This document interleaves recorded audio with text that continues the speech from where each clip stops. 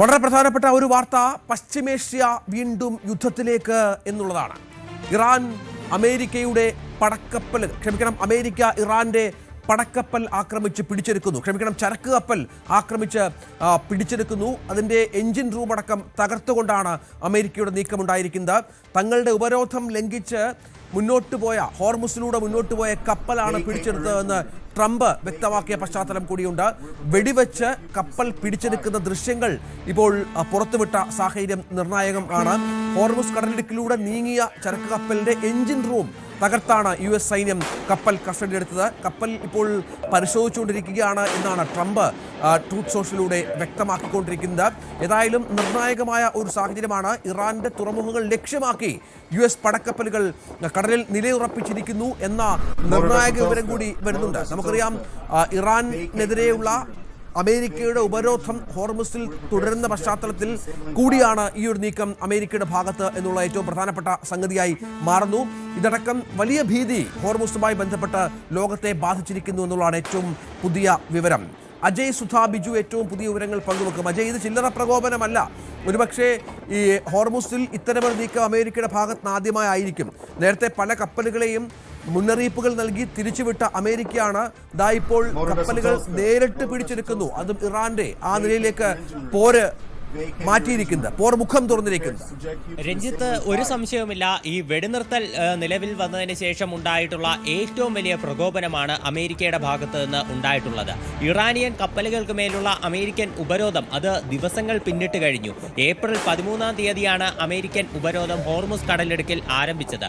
അന്നു മുതൽ ഇന്ന് വരെ നിരവധി ഇറാനിയൻ കപ്പലുകളെ അമേരിക്ക തടഞ്ഞ് തിരിച്ചയക്കുന്ന ഒരു സ്ഥിതി ഉണ്ടായിരുന്നു. എന്നാൽ ആദ്യമായാണ് ഇറാന്റെ ഒരു ചരക്ക് കപ്പൽ അമേരിക്ക പിടിച്ചെടുക്കാൻ തയ്യാറായിരിക്കുന്നത്. ഇതിനെപ്പറ്റി ട്രംപ് ട്രൂത്ത് സോഷ്യൽ കുറിച്ചിരിക്കുന്നത്, ഈ ഇറാനിയൻ കപ്പലിന് നേരെ തങ്ങൾ ഒരു സന്ദേശം അയക്കുകയായിരുന്നു. അതായത് ഹോർമുസ് കടക്കരുത് എന്നാവശ്യപ്പെട്ടുകൊണ്ട് ഈ കപ്പലിൽ ഞങ്ങൾ സന്ദേശം അയച്ചു. എന്നാൽ അവർ അത് അവഗണിച്ച് മുന്നോട്ട് വന്നത് കാരണമാണ് US ഇതിനെ ആക്രമിച്ച് പിടിച്ചെടുത്തതെന്നാണ് ട്രംപ് നിലവിൽ അവകാശപ്പെടുന്നത്.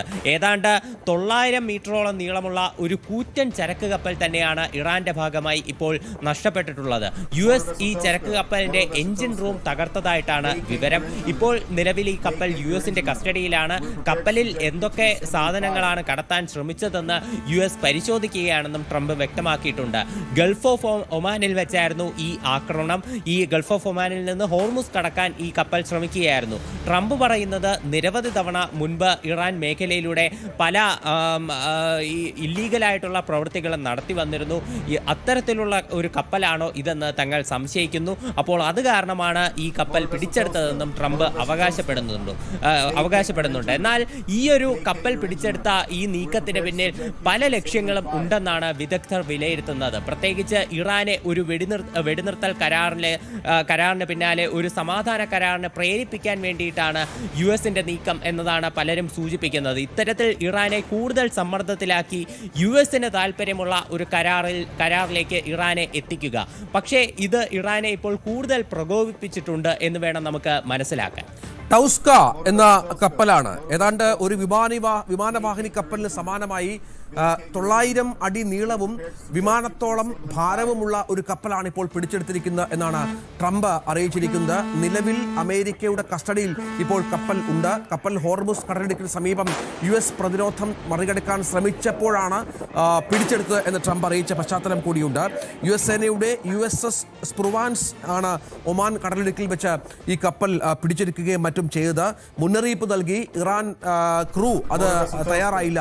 ആ മുന്നറിയിപ്പ് അതിനെ തുടർന്നാണ് കപ്പൽ പിടിച്ചെടുത്തത് എന്നാണ് പറയുന്നത്. ഇപ്പോൾ ഈ അമേരിക്കയുടെ വേർഷൻ അനുസരിച്ച് നിയമവിരുദ്ധമായ പ്രവർത്തികളിൽ നേരത്തെയും ഏർപ്പെട്ടിട്ടുള്ള ഒരു കപ്പലാണ് ഈ ടൗസ്ക എന്നുള്ളതാണ്. US-ന്റെ ഉപരോധ പട്ടികയിലുള്ള ടൗസ്ക ഇപ്പോൾ ആ കപ്പലിന്റെ നിയന്ത്രണം പൂർണ്ണമായും ഞങ്ങൾക്കാണ് എന്ന് പറയുന്നു. എഞ്ചിൻ റൂം തുളച്ചുകൊണ്ട് ഞങ്ങൾ അതിനെ തടഞ്ഞു എന്നാണ് ഇപ്പോൾ ട്രംപ് വ്യക്തമാക്കുന്നത്. അത് നേരത്തെ പറഞ്ഞതുപോലെ ഒരു പോർമുഖം തുറക്കുകയാണ്. കപ്പൽ പിടിച്ചെടുക്കുക എന്ന് പറയുമ്പോൾ ഇറാനെ സംബന്ധിച്ചിടത്തോളം അതിന്റെ ഗൗരവം ചെറുതല്ല. സ്വാഭാവികമായും തിരിച്ചടി ഉണ്ടാകും എന്ന് വേണം നമുക്ക് മനസ്സിലാക്കാൻ. അത് എത്രത്തോളം ആണ് എന്നതുകൂടി അജയ് സുധാ ബിജു പറയും. അതായത് യുദ്ധത്തിന് തയ്യാറെന്ന് ഇറാൻ വ്യക്തമാക്കുകയാണ്. അതായത് ഇസ്ലാമാബാദിൽ നടക്കുന്ന ചർച്ചയ്ക്ക് തങ്ങളില്ല എന്നും ഇറാൻ പറയുന്ന പശ്ചാത്തലം ഏറെ ഗൗരവമേറിയ ഒന്നാണ്. അമേരിക്കയുടേത് വെടിനിർത്തൽ കരാർ ലംഘനമാണ് എന്ന് ഇറാൻ ആരോപിക്കുന്നു. സമാധാന ചർച്ചകളിൽ നിന്ന് അതിനാൽ പിന്മാറുകയാണ്. നമുക്കറിയാം മറ്റന്നാളാണ് ഇസ്ലാമാബാദിൽ വെച്ച് പാകിസ്ഥാന്റെ മധ്യസ്ഥതയിൽ സമാധാന ചർച്ചകൾ പ്രഖ്യാപിച്ചിരുന്നത്. അതിപ്പോൾ ഉണ്ടാകാനുള്ള സാധ്യതയില്ല. കാരണം സമാധാന ചർച്ച എന്ന് പറയുമ്പോൾ ഇരുപക്ഷത്തുമുള്ള ആളുകൾ വേണമല്ലോ. അതിൽ ഇറാൻ പങ്കെടുക്കില്ല എന്ന് പറയുമ്പോൾ ആ ചർച്ചയ്ക്ക് ഒരു പ്രസക്തിയുമില്ല. നാവിക ഉപരോധം പിൻവലിക്കണമെന്നാണ്. ഹോർമുസിലെ നാവിക ഉപരോധം പിൻവലിക്കാതെ ചർച്ചയ്ക്കില്ല നിലപാടിലാണ് ഇറാൻ ഇപ്പോൾ മുന്നോട്ട് പോകുന്നത്. തങ്ങളുടെ പ്രതിനിധികൾ ഇറാനുമായി അടുത്ത ഘട്ട ചർച്ചയ്ക്കായി പോകുന്നു എന്ന ഡൊണാൾഡ് ട്രംപിന്റെ വാക്കുകൾക്ക് പിന്നാലെയാണ് ഇപ്പോൾ ഇറാനിലെ തസ്നീം ന്യൂസ് ഏജൻസി ഇത്തരം റിപ്പോർട്ടുകൾ പുറത്തുവിടുന്നത്. ചർച്ചയ്ക്ക് സംഘത്തെ അയക്കില്ല എന്ന് ഇറാൻ അസന്നിഗ്ധമായി വ്യക്തമാക്കുന്നത്. അജയ്, ഇത് എന്താണ് സംഭവിക്കുന്നതെന്ന് മനസ്സിലാകുന്നില്ല. ആദ്യഘട്ട ചർച്ച പരാജയമായിരുന്നു.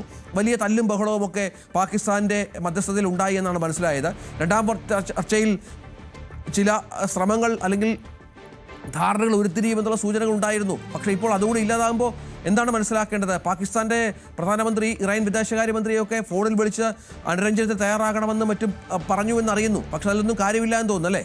ഈ സമാധാന ശ്രമങ്ങൾ ഇപ്പോൾ പൂർണ്ണമായി ഒരു അനിശ്ചിതത്വത്തിലേക്കാണ് നീങ്ങുന്നത് എന്ന് വേണം നമുക്ക് മനസ്സിലാക്കാൻ പറ്റുന്നത്. കാരണം ഇപ്പോൾ ഈ ചർച്ചകൾ എന്നതിനെ സംബന്ധിച്ച് തന്നെ പല സംശയങ്ങളും നിലനിൽക്കുന്നുണ്ട്. ഇറാൻ ഇക്കാര്യത്തെ സംബന്ധിച്ച് ഒരു ഔദ്യോഗികമായിട്ടുള്ള തീയതി പ്രഖ്യാപിച്ചിട്ടില്ല. നേരത്തെ തിങ്കളാഴ്ച ചർച്ചകൾ നടക്കുമെന്ന് പറഞ്ഞിരുന്നു. പിന്നീട് ഈ വെടിനിർത്തൽ കാലയളവ് പൂർത്തിയാകുന്ന 22-ാം തീയതി, അതായത് മറ്റന്നാൾ ബുധനാഴ്ച ഈ ചർച്ചകൾ നടക്കുമെന്നുള്ള പല അഭ്യൂഹങ്ങൾ ഉണ്ടാകുന്നു. US-ന്റെ ഭാഗത്തു നിന്ന് കൃത്യമായിട്ടുള്ള ഒരു തീയതി അവർ പറഞ്ഞിരുന്നില്ല.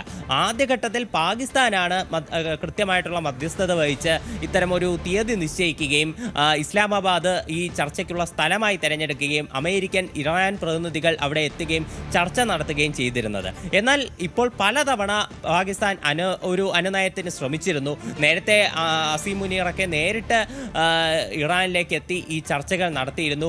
എന്നാൽ ഇപ്പോൾ ഈ ടെലിഫോൺ വഴി സംസാരിച്ചിട്ട് നേരിട്ടെത്തി ചർച്ചകൾ നടത്തിയിട്ടും ഇറാനും അതുപോലെ തന്നെ അമേരിക്കയും ഒരു അനുനയത്തിന് വഴങ്ങുന്നില്ല എന്ന് വേണം നമുക്ക് മനസ്സിലാക്കാൻ. പ്രത്യേകിച്ച് ഇറാന്റെ വിദേശകാര്യ മന്ത്രാലയമാണെങ്കിലും കൃത്യമായ ഒരു തീയതി ഈ ചർച്ചയെ സംബന്ധിച്ച് പറഞ്ഞിരുന്നില്ല. ഇപ്പോൾ അവർ ഈ ഇപ്പോൾ ഇറാന്റെ ചരക്ക് കപ്പൽ ആക്രമിക്കപ്പെട്ടതിന് പിന്നാലെ തങ്ങൾ ഈ ചർച്ചയിൽ നിന്ന് പിന്മാറുകയാണെന്നാണ് ഇറാൻ അറിയിക്കുന്നത്. ഇറാന്റെ വിദേശകാര്യമന്ത്രിയായിട്ടുള്ള അബ്ബാസ് അറക്ചി വ്യക്തമാക്കുന്നത് അമേരിക്കയാണ് ഇസ്ലാമാബാദിൽ നടക്കാനിരുന്ന ഈ ചർച്ച പരാജയപ്പെടാൻ കാരണം, അമേരിക്ക കാരണമാണ് തങ്ങളിപ്പോൾ നിലവിൽ പിന്മാറുന്നത് എന്നും അബ്ബാസ് അറക്ചി അറിയിച്ചിട്ടുണ്ട്. മാത്രമല്ല IRGC വലിയൊരു യുദ്ധപ്രഖ്യാപനം കൂടിയാണ് നടത്തിയിരിക്കുന്നത്. ഇറാൻ ഇനി യാതൊരുവിധ സഹകരണത്തിനും തയ്യാറല്ല, തങ്ങൾ അമേരിക്കയുമായി വേണമെങ്കിൽ യുദ്ധത്തിന് തയ്യാറാണ് എന്നതാണ് IRGC പുറത്തുവിട്ട ഒരു പ്രഖ്യാപനം. ഇറാന്റെ ഈ ചരക്ക് കപ്പൽ ആക്രമിച്ച് അവരുടെ എഞ്ചിൻ റൂം തകർത്ത് പൂർണ്ണമായി ഈ കപ്പൽ US കസ്റ്റഡിയിൽ എടുത്തതിനെ കടുത്ത പ്രകോപനത്തോടെയാണ് ഇറാൻ നോക്കിക്കാണുന്നത്. അതുതന്നെയാണ് ഈ ചർച്ചയിൽ നിന്ന് അവർ പിന്മാറാനുള്ള കാരണം.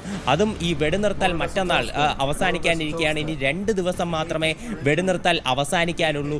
ഇനി അതിനുശേഷം ഇറാൻ ഒരു പ്രകോപനത്തിന് ഒരുങ്ങുമോ എന്നുള്ളതും വലിയൊരു സംശയം തന്നെയാണ്. ഇനി വെടിനിർത്തൽ കാലയളവ് അവസാനിക്കുന്നതിന് മുൻപേ അമേരിക്കയോ പാകിസ്ഥാനോ പുതിയ എന്തെങ്കിലും അനുനയ നീക്കമായി മുന്നോട്ട് വന്നാലേ ഈ സമാധാന നീക്കങ്ങൾ പുനരാരംഭിക്കുകയുള്ളൂ. പക്ഷേ ട്രംപ് വളരെ കടുത്ത രീതിയിൽ പ്രകോപനം ഇപ്പോഴും വീണ്ടും ഉയർത്തിക്കൊണ്ടിരിക്കുകയാണ്. തീർച്ചയായും അതാണ് സാഹചര്യം. അതായത് ട്രംപിന്റെ കടുത്ത ഭീഷണി വീണ്ടും ഇറാനെതിരെ ഉണ്ടായിരിക്കുന്നു എന്നുള്ളതാണ് ഏറ്റവും പുതിയ വിവരം. ചർച്ചകളുടെ അന്തരീക്ഷത്തെ കൂടുതൽ സമ്മർദ്ദത്തിലാക്കിയിരിക്കുകയാണ് ട്രംപിന്റെ ഇപ്പോഴത്തെ പുതിയ ഭീഷണി. തൻ്റെ സോഷ്യൽ മീഡിയ പ്ലാറ്റ്ഫോമിലൂടെ ഇറാൻ ഒരു ന്യായമായ കരാറിന് തയ്യാറാകണമെന്നുള്ള ആവശ്യമാണ് ട്രംപ് ഉന്നയിക്കുന്നത്. ഇല്ലെങ്കിൽ പ്രത്യാഘാതം കഠിനമായിരിക്കും എന്നും ട്രംപ് പറയുന്നു. ഇറാന്റെ വൈദ്യുതി നിലയങ്ങൾ, പാലങ്ങൾ എന്നിവയുൾപ്പെടെയുള്ള നിർണായകമായ അടിസ്ഥാന സൗകര്യങ്ങൾ പൂർണ്ണമായും തകർക്കുമെന്നും ട്രംപ് ഭീഷണിപ്പെടുത്തുന്നത് ഇത് പുതിയ ഭീഷണിയല്ല. ഇറാന്റെ വെടിനിർത്തൽ കരാർ ഇറാൻ പൂർണ്ണമായും ലംഘിച്ചുവെന്ന് ട്രംപ് ആവർത്തിക്കുന്ന പശ്ചാത്തലം കൂടിയുണ്ട്.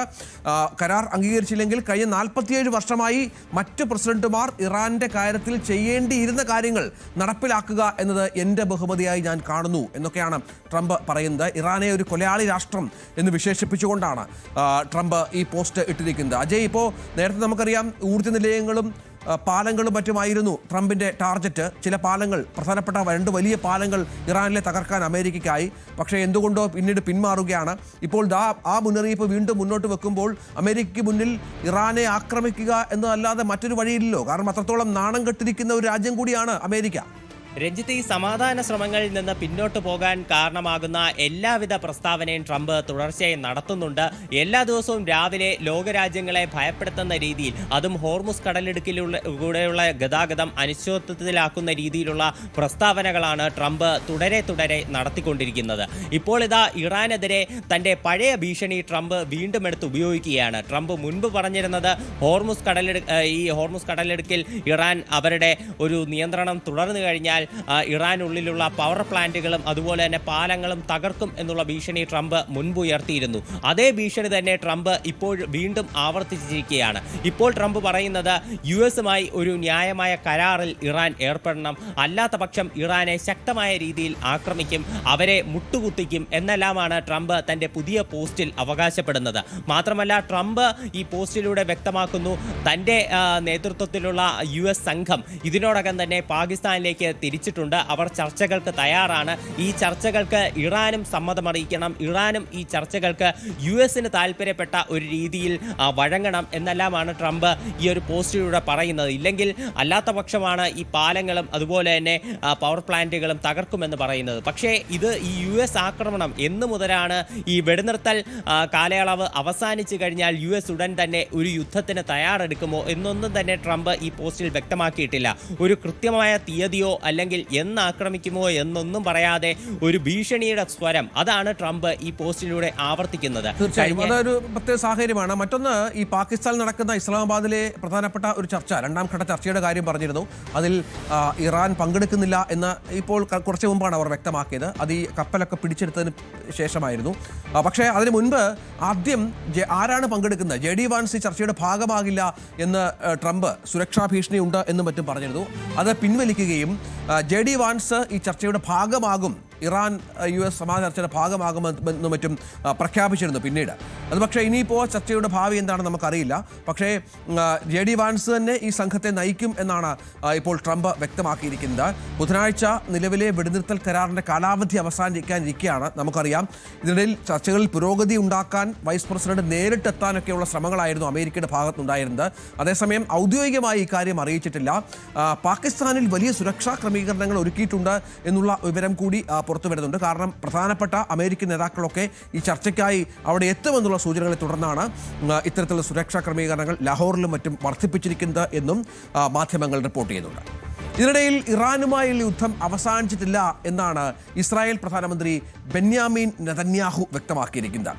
തൻ്റെ രാജ്യവും US-ഉം ക്രൂരതയ്ക്കെതിരെയുള്ള പോരാട്ടത്തിലാണ് എന്നും ഇറാന് ലക്ഷ്യമിട്ട് ഇനിയും ആക്രമണങ്ങൾ നടത്തും എന്നും നെതന്യാഹു അസന്നിഗ്ധമായി വ്യക്തമാക്കുകയാണ്. ലോകത്തെ ഭീകരതയിലാഴ്ത്തുന്ന രാജ്യമെന്നാണ് ഇറാനെ നെതന്യാഹു വിശേഷിപ്പിക്കുന്നത്. പാശ്ചാത്യ നാഗരികതയെ തകർക്കാൻ ശ്രമിക്കുന്ന ഇറാൻ വലിയ ഏകാധിപത്യത്തിനെതിരെ US-നോട് ചേർന്ന് ഞങ്ങൾ പോരാടുകയാണ് എന്ന് പറയുന്നു. വലിയ നേട്ടങ്ങൾ ഇതിനകം യുദ്ധത്തിൽ കൈവരിച്ചു, ഈ നേട്ടങ്ങൾ ആവർത്തിക്കും. ഇതിനിടയിൽ നെതന്യാഹു അല്ലെങ്കിൽ ഇസ്രായേലിൻ്റെ നേതൃത്വത്തിൽ ലെബനനിലേക്ക് വലിയ ആക്രമണങ്ങൾ നടത്തുന്നുണ്ട് എന്ന വിവരങ്ങൾ കൂടി പുറത്തു വരുന്നു. കാരണം ലെബനനിൽ ഏത് നിമിഷവും കാര്യങ്ങൾ കുറച്ചുകൂടി സങ്കീർണമാകാം എന്നാണ്. കാരണം അവിടെ ഒരു വെടിനിർത്തൽ കരാറുണ്ട്, അത് ലംഘിച്ചുകൊണ്ട് ലെബനനിലേക്ക് വലിയ ആക്രമണങ്ങൾ ഇറാൻ്റെ ഭാഗത്തുനിന്നുണ്ടാകുന്നു ഇസ്രായേലിൻ്റെ ഭാഗത്തുനിന്നുണ്ടാകുന്നു എന്ന വിവരങ്ങൾ കൂടി പുറത്തു വരുന്നുണ്ട്. അജയ്, ഇപ്പോൾ നെതന്യാഹു ഇസ്രായേൽ അമേരിക്കയുടെ പച്ചക്കൊടിക്കായി കാത്തിരിക്കുകയാണ് വീണ്ടും കാര്യങ്ങൾ പഴയപടിയിൽ എത്തിക്കാൻ, അല്ലേ?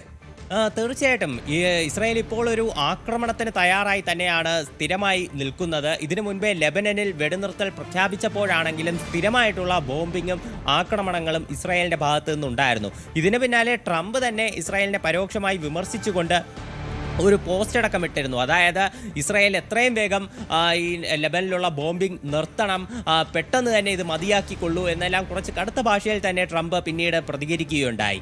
എന്തായാലും അത്തരം ഒരു ഈ ലെബനിൽ നടത്തിയ ആക്രമണങ്ങൾക്ക് പിന്നാലെ ഹിസ്ബുള്ളയും തിരിച്ച് പ്രത്യാക്രമണം നടത്തുന്നു. ഇതിൽ 2 ഇസ്രായേലി സൈനികരും അതുപോലെ തന്നെ UN പീസ് കീപ്പിംഗ് മിഷന്റെ ഭാഗമായി പ്രവർത്തിച്ചിരുന്ന ഒരു ഫ്രഞ്ച് സൈനികരും കൊല്ലപ്പെടുന്ന സ്ഥിതിയുണ്ടായി. ഇപ്പോഴെന്തായാലും തെക്കൻ ലെബനനിൽ ഒരു സംഘർഷ ഭൂമിക കപ്പലുകൾ കൂടി വീണ്ടും തുറന്നിരിക്കുകയാണ്. വീണ്ടും അവിടെ കടുത്ത രീതിയിൽ ഇസ്രായേലിൻ്റെ ആക്രമണമുണ്ട്.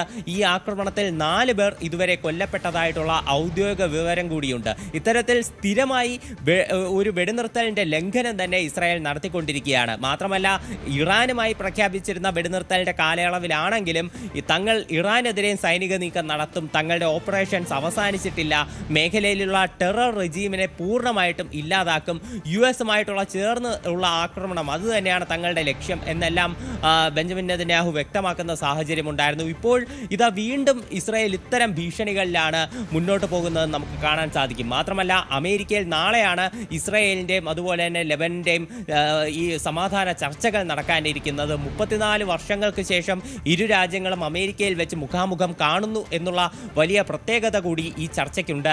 ഇതെല്ലാം ഈ ഒരു ചർച്ചയുടെ ഒരു ക്രെഡിറ്റ് ഉൾപ്പെടെ ഏറ്റെടുത്തുകൊണ്ട് ട്രംപാണ് ഇത്തരമൊരു പ്രഖ്യാപനം വരെ നടത്തിയത്. പക്ഷേ ഇപ്പോൾ മേഖലയിലെ സാഹചര്യം വീണ്ടും വഷളായിരിക്കുന്നത് തീർച്ചയായിട്ടും അമേരിക്കയ്ക്കും വലിയൊരു ക്ഷീണമാണ്. ഇതിൽ ട്രംപ് ഇതുവരെ ഔദ്യോഗികമായി പ്രതികരണങ്ങളൊന്നും നടത്തിയിട്ടില്ല. പക്ഷേ സൈനിക നടപടികളുമായി ഇസ്രായേൽ മുന്നോട്ട് പോവുകയാണ്. ഇറാനെയും ആക്രമിക്കും എന്നതാണ് അവരുടെ ഭീഷണി എന്നത്. തീർച്ചയായും ഇതിനിടയിൽ ഇറാൻ മറ്റൊരു സുപ്രധാനമായ നീക്കം, അതും ഇസ്രായേലിനെ അടക്കം ചൊടിപ്പിക്കുന്ന ഒരു നീക്കമാണ്.